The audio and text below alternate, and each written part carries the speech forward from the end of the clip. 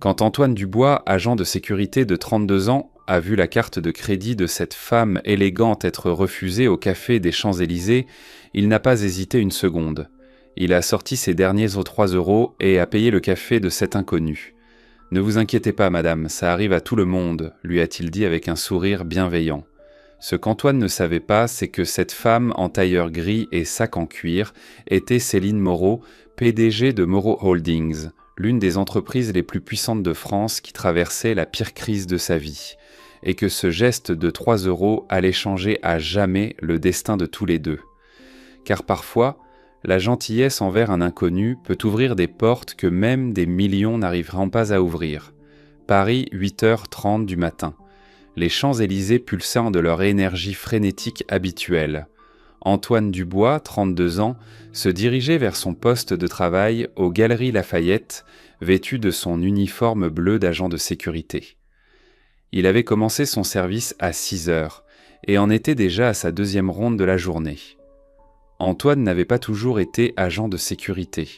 Il y a 3 ans, il était un ingénieur informatique prometteur, mais la crise économique et une série de licenciements l'avaient obligé à se réinventer. Malgré tout, il gardait toujours son sourire caractéristique et sa gentillesse naturelle qui le rendaient aimé de tous les commerçants du quartier. En passant devant le Café de Paris, son café préféré où il prenait son croissant tous les matins, il entendit une voix agitée venant de l'intérieur. « Je suis désolé, madame, mais la carte a été refusée encore une fois. Peut-être pourriez-vous essayer avec une autre carte ?» Deuta. Antoine s'arrêta et regarda à travers la vitrine. Une femme élégante d'environ 35 ans, aux longs cheveux blonds et au tailleur gris parfait, fouillait nerveusement dans son sac en cuir marron. Elle avait l'allure de quelqu'un habitué au succès, mais à ce moment-là, elle semblait complètement perdue. « Je ne comprends pas, » murmurait la femme. « Hier, tout fonctionnait. » Antoine vit la gêne peinte sur son visage, tandis que d'autres clients commencèrent à la regarder avec curiosité. La femme vérifia son téléphone, cherchant visiblement l'application de sa banque, mais son expression devint encore plus inquiète. Sans réfléchir, Antoine entra dans le café. « Excusez-moi, dit-il au serveur, combien doit madame ? 3 € pour un café au lait et un croissant, répondit Pierre, le propriétaire du café qui connaissait Antoine depuis des années. Antoine sortit son portefeuille. Il contenait exactement 8 €, tout ce qui lui restait jusqu'au prochain salaire en fin de semaine. Sans hésiter, il donna 3 € à Pierre. « Je vous en prie, madame, dit-il en s'adressant à la femme blonde. Ne vous inquiétez pas, ça arrive à tout le monde. » La femme le regarda avec étonnement. « Mais vous ne pouvez pas, je ne vous connais même pas. » « Justement, sourit Antoine, c'est pour ça que c'est beau de s'entraider entre inconnus.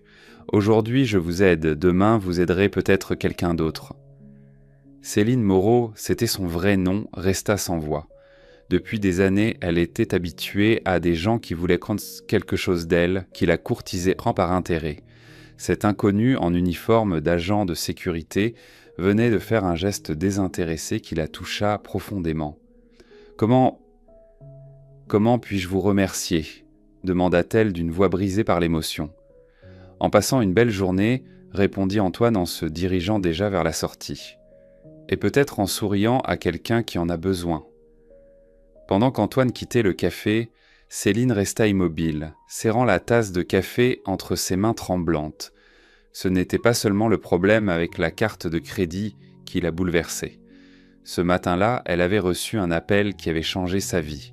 Son entreprise, Moreau Holdings, était sous enquête pour des irrégularités fiscales présumées.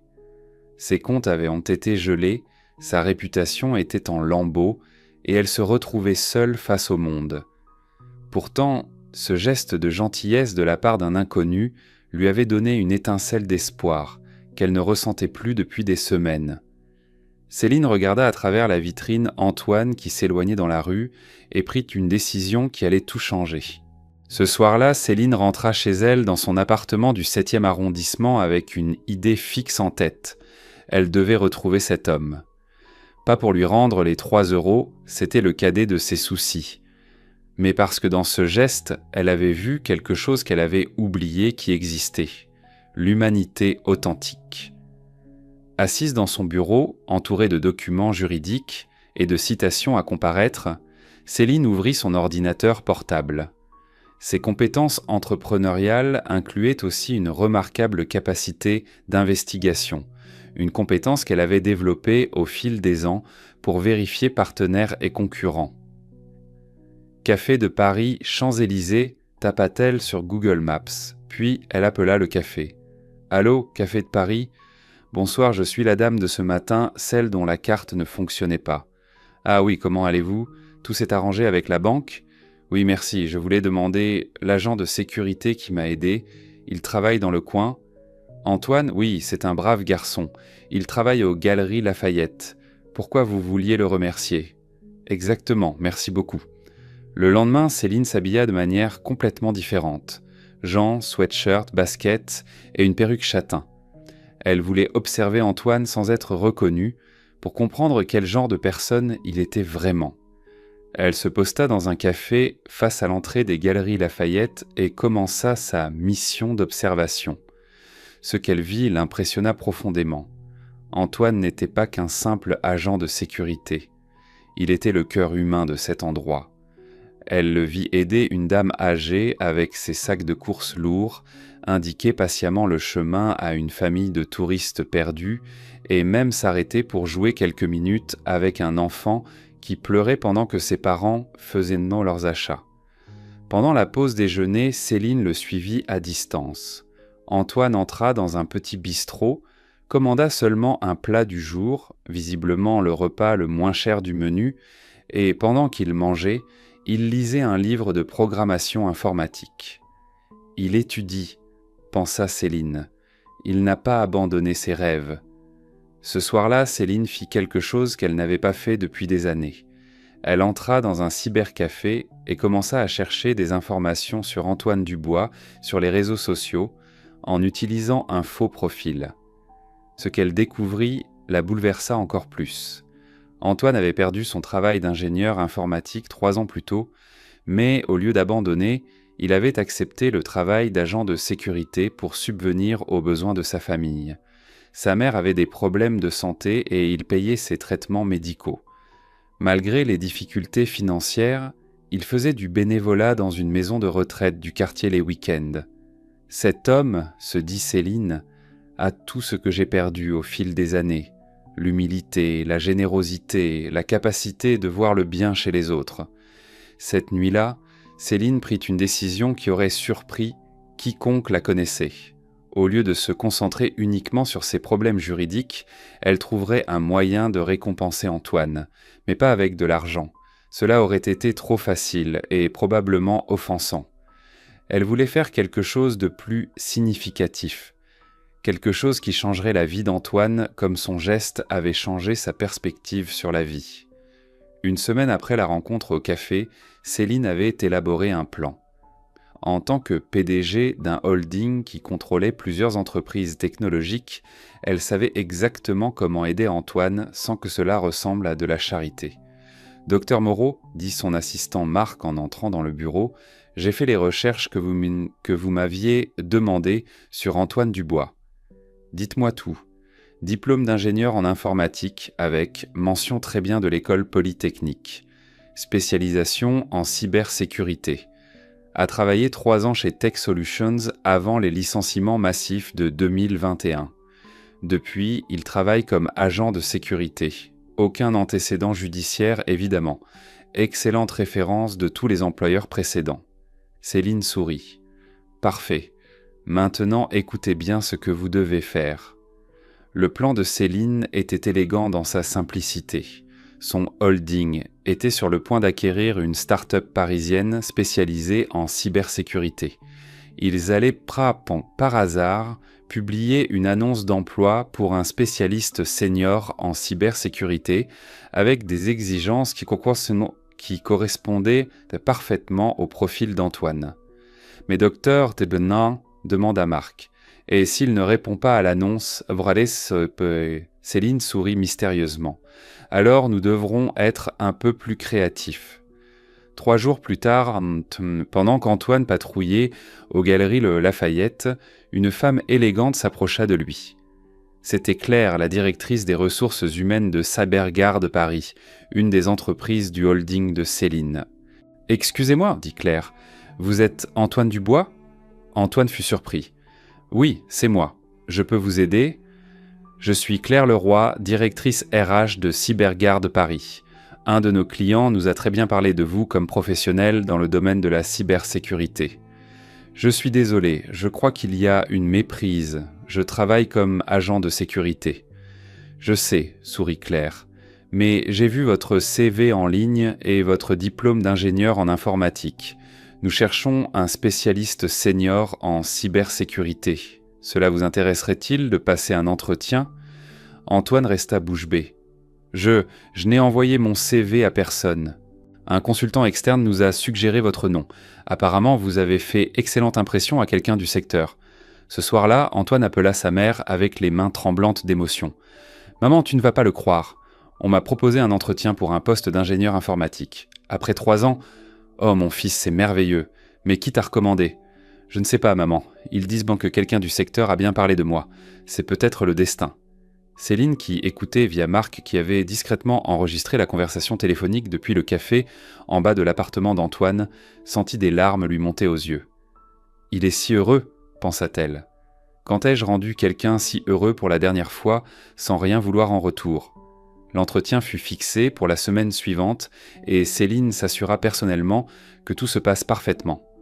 Antoine ne devait jamais savoir que derrière cette opportunité se trouvait la femme du café qu'il avait aidée sans rien demander en retour. Mais le destin avait préparé une surprise que même Céline n'avait pas prévue. Tu aimes cette histoire Makwa ?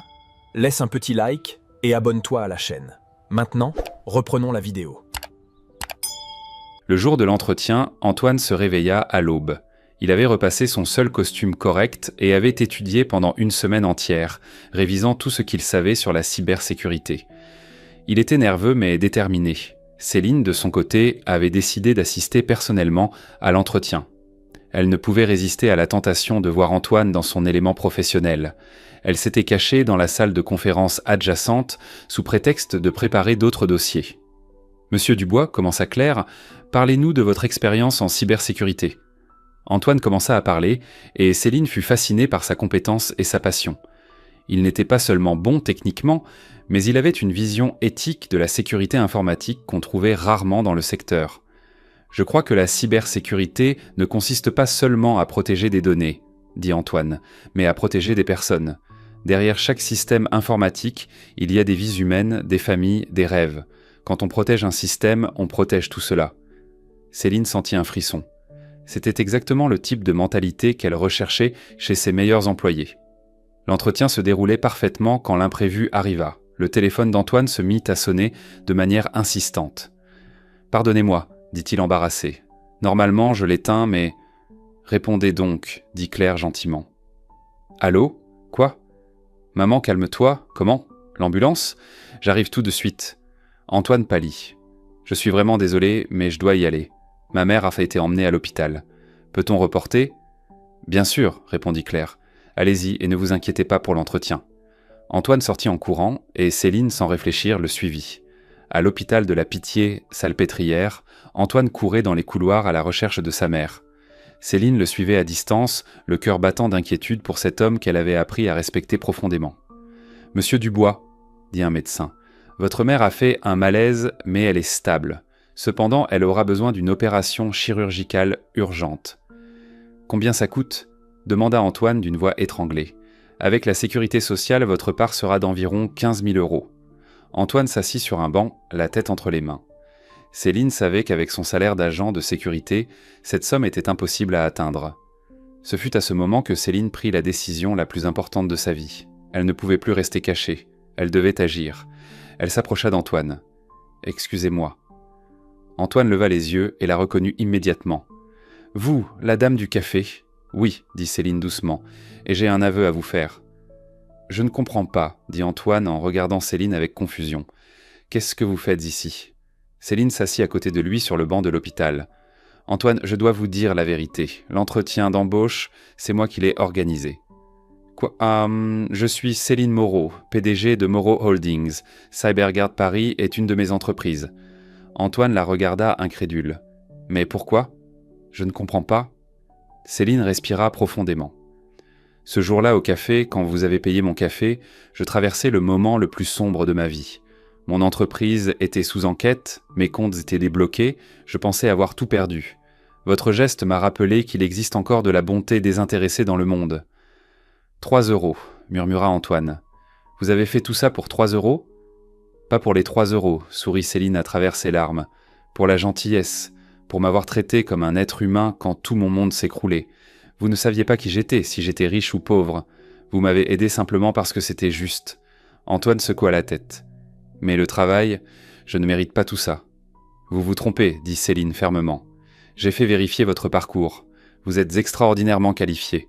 Je vous ai juste mis en contact avec la bonne opportunité. L'entretien, vous l'avez réussi par vos propres mérites. Et maintenant, demanda Antoine, regardant vers le bloc opératoire où était sa mère. Céline sortit son téléphone. Maintenant, concentrez-vous sur votre mère. Pour les frais médicaux, Moreau Holdings a un fonds d'assistance pour les employés et leurs familles.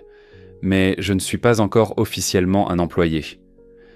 Vous l'êtes depuis que vous avez accepté de passer l'entretien, sourit Céline. Considérez ceci comme une avance sur salaire. 3 heures plus tard, l'opération de Marie Dubois, la mère d'Antoine, s'était parfaitement déroulée. Les médecins assurèrent qu'elle se rétablirait complètement. Je ne sais pas comment vous remercier, dit Antoine les larmes aux yeux. Vous savez très bien comment, répondit Céline. Continuez à être la personne que vous êtes. Continuez à aider des inconnus quand ils en ont besoin. Continuez à croire en la bonté des gens. Mais vous, pourquoi avez-vous risqué autant pour moi? Je veux dire, je ne suis qu'un agent de sécurité qui vous a payé un café. Céline le regarda dans les yeux. Antoine, dans ma vie, j'ai rencontré des milliers de personnes, des entrepreneurs, des politiciens, des célébrités. Mais la plupart voulaient que le portage voulait quelque chose de moi. Vous avez été la première personne depuis des années à me donner quelque chose sans rien demander en retour. Vous m'avez redonné foi en l'humanité. Ce soir-là, en rentrant ensemble de l'hôpital, Céline et Antoine marchèrent dans les rues de Paris, en parlant comme de vieux amis. Deux mondes complètement différents qui s'étaient rencontrés grâce à un geste de gentillesse. « Vous savez ce que je pense ?» dit Céline. « Je pense que nous étions destinés à nous rencontrer. Vous aviez besoin d'une opportunité, moi j'avais besoin qu'on me rappelle ce qui est vraiment important dans la vie. » Antoine sourit. « Ma mère dit toujours que la gentillesse est le seul investissement qui ne perd jamais de valeur. »« Votre mère est une femme sage, » répondit Céline, « et elle a élevé un fils extraordinaire. » 6 mois plus tard, Antoine Dubois était devenu l'un des meilleurs spécialistes en cybersécurité de Paris. Son approche éthique et son dévouement l'avaient rendu précieux non seulement pour CyberGuard, mais pour tout le holding de Céline. Céline, de son côté, avait surmonté la crise juridique qu'elle avait traversée. L'enquête avait prouvé son innocence et son entreprise était ressortie plus forte qu'avant. Mais le plus important était le changement qu'elle avait vécu en tant que personne. « Antoine, dit Céline lors d'une de leurs réunions hebdomadaires, j'ai une proposition pour vous. Je vous écoute. Je veux que vous deveniez directeur d'un nouveau projet. Un programme de responsabilité sociale d'entreprise qui aide de jeunes talents en difficulté à trouver des opportunités d'emploi. » Antoine sourit. « Un moyen de multiplier ce que vous avez fait pour moi ? » Exactement. Nous l'appellerons Projet Café, de petits gestes qui changent de grandes vies. 1 an plus tard, le Projet Café avait aidé plus de 200 jeunes à trouver un emploi qualifié. L'histoire de Céline et Antoine était devenue légendaire dans le monde des affaires parisien, non pas pour les millions impliqués, mais pour la démonstration que la gentillesse est la monnaie la plus précieuse au monde.